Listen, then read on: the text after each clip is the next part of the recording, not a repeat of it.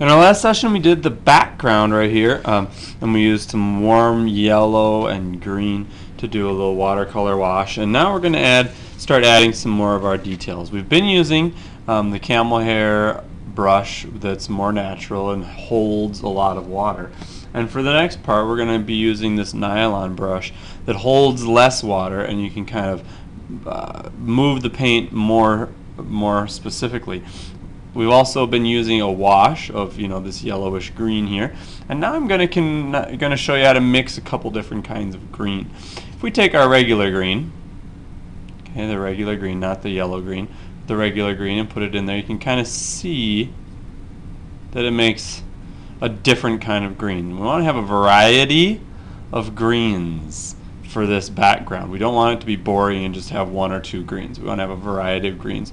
So I'm going to take my yellow green. I'm going to amp this up a little bit, put a little more color in it. And when you start painting with a nylon brush, you'll feel the difference. It has much more snap to it. It boings back into a point faster than the other one does, and it's a different thing to paint with. Now I'm going to take a little bit of orange, this is red orange, and put a little into this pan. You can kind of see that red orange I'm mixing.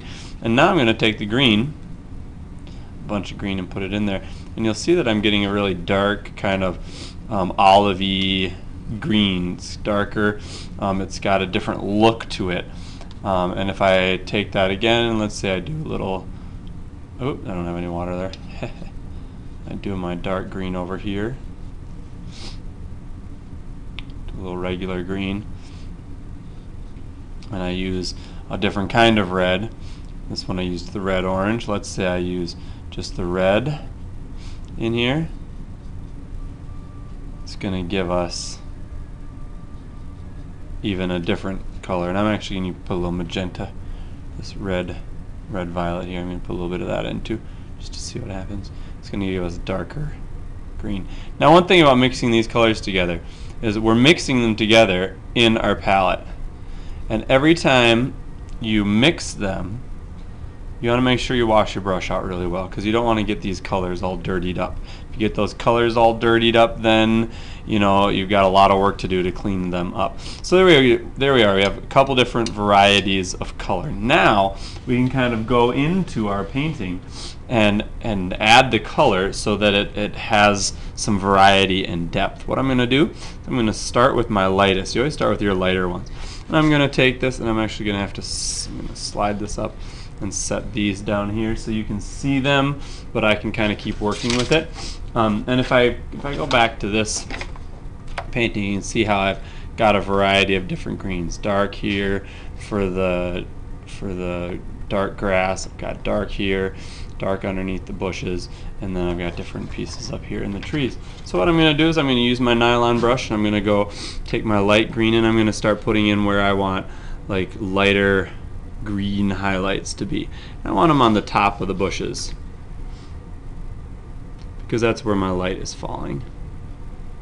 Okay, and now one thing with the nylon brush is you can suck up the moisture pretty well with it, and it's got a nice point, so you can leave, if you just see that now, how that water kind of sucks right up. I can almost use it as a tool to get water back out if I want, and this is where your paper towel comes in really handy.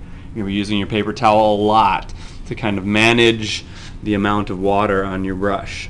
Okay, you want to be really in control of how you've got your brush, how much water you've got on there, and where you leave the water, because if it pools a little bit, like right over here, I just pooled the water there, it's going to have a different look than where it didn't pool. Okay, now I'm going to start working on this tree in the background.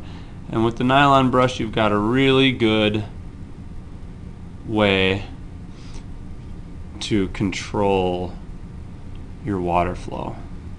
And so notice how I'm working, oops, I'm off the page now, working from tree to tree, ground and up, and kind of putting things in from place to place so that there's variety in my greens, there's variety in my picture, and people will like that. They'll say it looks good, They won't even know why the background looks so good, but they'll say, ooh, doesn't that look nice? Okay. Now I don't like this green right here, so I'm going to kind of suck it up a little bit and smush it out on my paper towel, kind of rework that area. Okay, so there we've got kind of our light greens. Oops, I'm going to get a little bit more over here. Just kind of get some right in the front.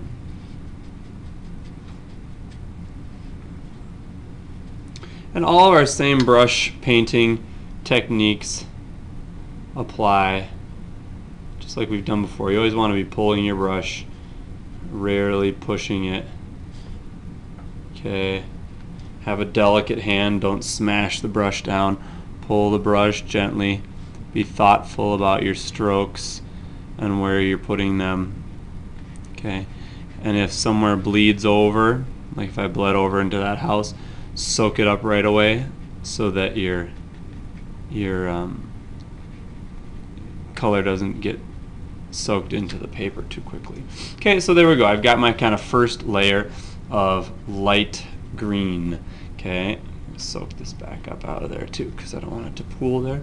It's just I want to be able to just pretend like I can see that tree through the window. I'm going to take my dirty, yucky water, dump it out, get some clean, fresh water here.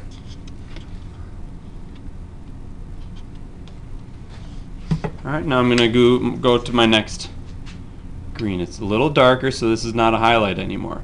Right? We want to kind of add some darker places in our trees and our grass so that we've got some variety of green. Okay?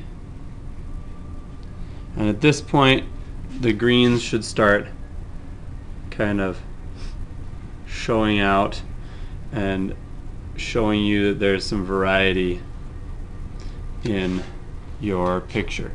I'm just going to take this green back out of here a little bit. And I'm going to get a new paper towel and just kind of use that paper towel to soak this back out. Okay. Made a mistake. Everyone makes mistakes, even Mr. Lundgren, and you just have to be careful about how you make your mistakes, where you make them, and fixing them appropriately. Okay. Now I'm going a little over here, and that's not great, but not horrible either, because I'm going to paint that a dark gray later, and so no one's going to see the green underneath it. Alright. Now as you can see, my paper is kind of curling up on the edges a little bit, so the water is wanting to run in towards the center. So if that happens to you, you just have to be really careful about pulling some of that water back out with a paper towel. Blotting it back out so that you don't have a bunch of areas that are overly runny and wanting to run into your house. Okay, so here we go. I'm just going to kind of speed it up, and there's my greens in the trees. And notice how I am working from lightest to darkest. I'm taking this darker color and putting it over what I've had in the past, which was my lighter colors. Okay, that's the one thing about watercolors, is you're making these thin washes or glazes like we talked about, and if you work from dark to light, then you never are able to overpower your dark washes. Whereas your light washes, if you make one light and you make a mistake or whatever, you can always go back over it with something darker and change your picture a little bit.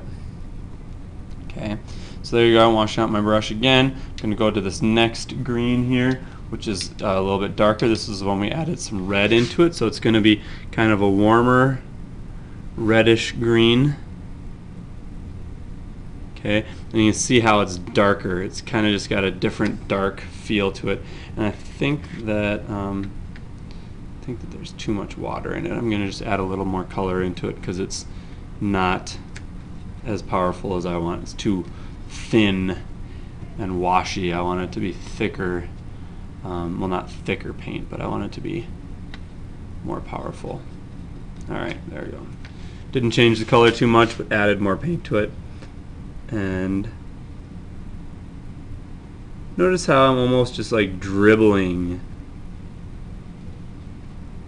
the paint on, not dribbling it, but I'm like laying it on and kind of taking that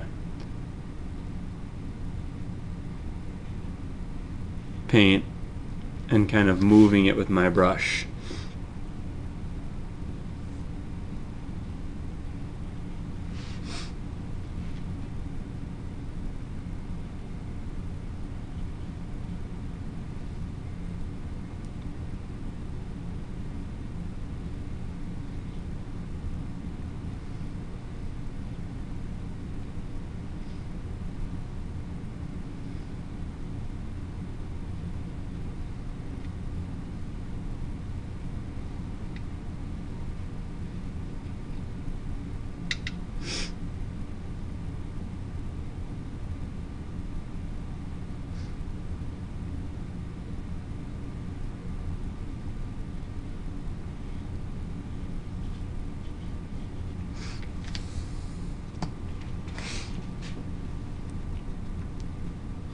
Okay, now I'm going to go to my darkest one, this one that I added some magenta into.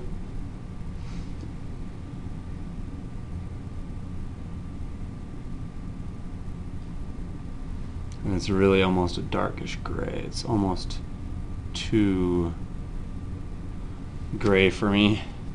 It's almost not enough green, so I'm going to take a little green and add it back in.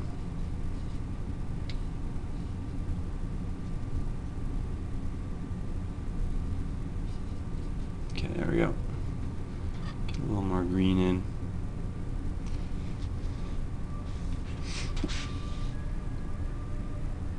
There we go. That's more green. More green, more dark.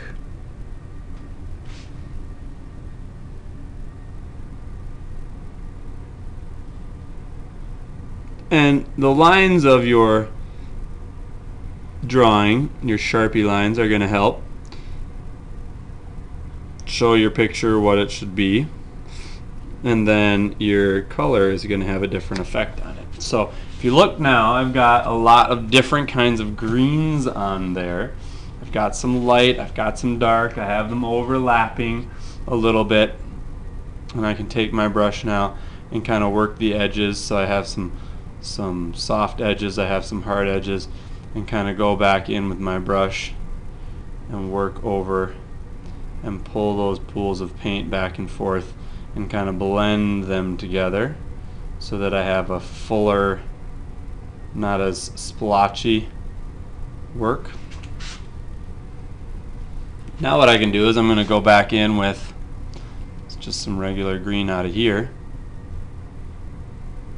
because we didn't even use regular green, right? I'm just going to put some pure green in.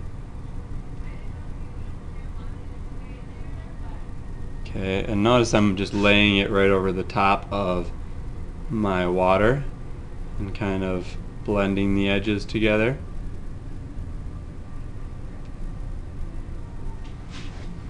Okay, notice I've left some yellow here, left yellow here and here and here and here. So there is a variety of what I've got. Okay, there's some green, there's some yellow, there's yellow green, there's dark green. We want to have a variety. Okay, so I would say that pretty much completes our green session for mixing greens. So when you do your background and your environmental details, you should be using your nylon brush with good brush control, and you should be having at least, let's say, 3 greens. At least 3 greens.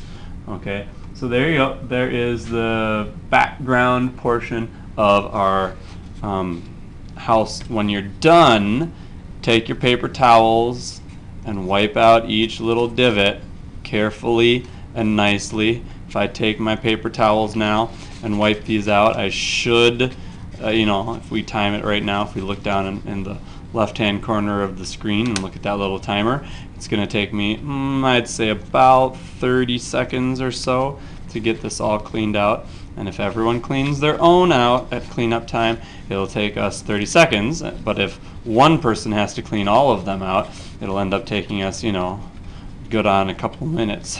So make sure that you clean yours out. Should look like that when you're done.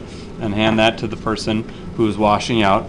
And when you put brushes away, make sure you put the correct brushes in the correct place. Nylon brushes with nylon, and the camel hair with the camel hair. Okay?